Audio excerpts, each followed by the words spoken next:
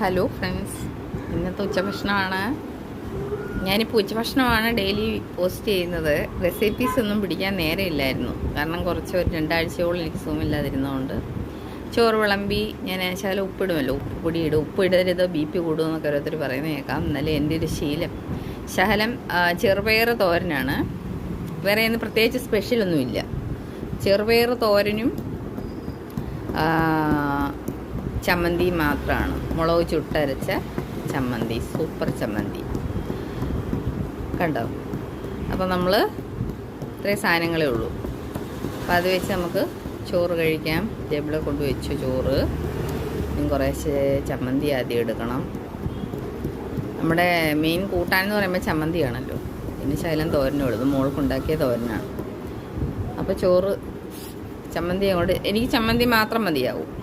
ഒരു മെഴുക്കുവരട്ടി ഉണ്ടെങ്കിൽ അതും കൂടെ മതിയായിരിക്കും. കാരണം പണ്ട് നമുക്ക് അമ്മമാരൊക്കെ സ്കൂളിലേക്ക് തന്നു വിട്ടാൽ ആ ഒരു മുളകിടിച്ചതായാലും അല്ലെങ്കിൽ ഒരു മുട്ട വറുത്തതായാലും അതൊക്കെ മാത്രം മതിയായിരിക്കും ചോറ് കഴിക്കാൻ.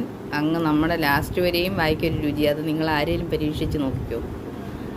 അപ്പം നമുക്ക് ഇന്ന് ഈ ഒരു ചമ്മന്തി മാത്രം മതി ചോറ് കഴിക്കും. ഒരുപാട് കറികളൊന്നും വേണ്ട, ചിക്കൻ ഫ്രൈ വേണ്ട, ഒന്നും വേണ്ട. ഉണ്ടായാൽ നല്ലത്, പക്ഷേ ഇതെല്ലാം ടേസ്റ്റാണ്. എല്ലാ കൂട്ടുകാരും കമൻ്റ് ഇടുകയും ഫീഡ്ബാക്ക് അറിയിക്കുകയും സബ്സ്ക്രൈബ് ചെയ്യുകയൊക്കെ ചെയ്യണം. നിങ്ങൾക്ക് എന്താണ് ഇന്നത്തെ ഉച്ചഭക്ഷണത്തിൻ്റെ സ്പെഷ്യലെന്ന് അറിയിക്കുക. ഞാൻ ഇനി അടുത്തൊരു വീഡിയോ ആയിട്ട് വരാം. അടുത്തൊരുള്ള ചെറുപയർ തോരനെല്ലാം പുരട്ടി അടിപൊളിയായിട്ട് അടുത്ത ഒരു ഉരുളച്ചോറൂടെ കഴിക്കാം.